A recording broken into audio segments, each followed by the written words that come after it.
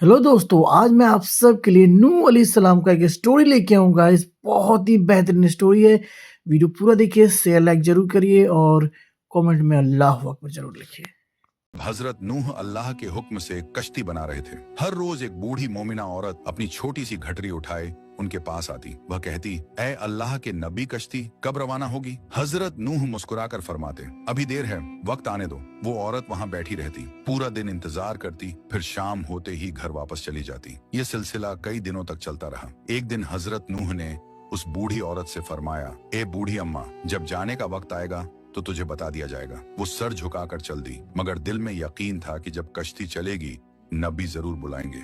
वक्त गुजरता गया, फिर अल्लाह का अजाब आ गया। जमीन पर तूफान बर्पा हो गया, पानी हर तरफ फैल गया और हजरत नूह की कश्ती रवाना हो गई। लेकिन हजरत नूह उस औरत को बुलाना भूल गए। जाहिरी तौर पर ऐसा ही हुआ। तूफान थम गया, समंदर की लहरें रुक गईं। कुछ वक्त बाद हजरत नूह के दिल में ख्याल आया कि चलो उस शहर को देखा जाए जहां से सब कुछ शुरू हुआ था। वो कश्ती से उतरे और शहर की तरफ चल दिए। जब शहर पहुंचे तो देखा हर तरफ वीरानी और तबाही है, मगर एक कोने में एक झोपड़ी से रोशनी आ रही थी। एक दिया जल रहा था। हजरत नूह हैरान हुए, इतना बड़ा तूफान आया, सब कुछ डूब गया, लेकिन ये दिया कैसे जल रहा है? उन्होंने जोर से अल्लाहू अकबर कहा। झोपड़ी का पर्दा उठा। वही बूढ़ी औरत घटरी उठाए बाहर आई और मासूमियत से बोली, या नबी अल्लाह, क्या कश्ती अब तैयार है? चलें? हजरत नूह की आंखें हैरत से फैल गईं।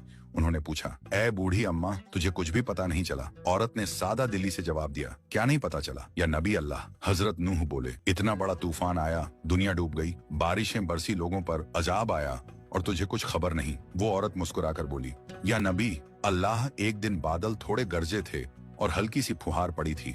बस। हजरत नूह ने आसमान की तरफ देखकर फरमाया, ए मेरे रब, यह क्या मौजा है?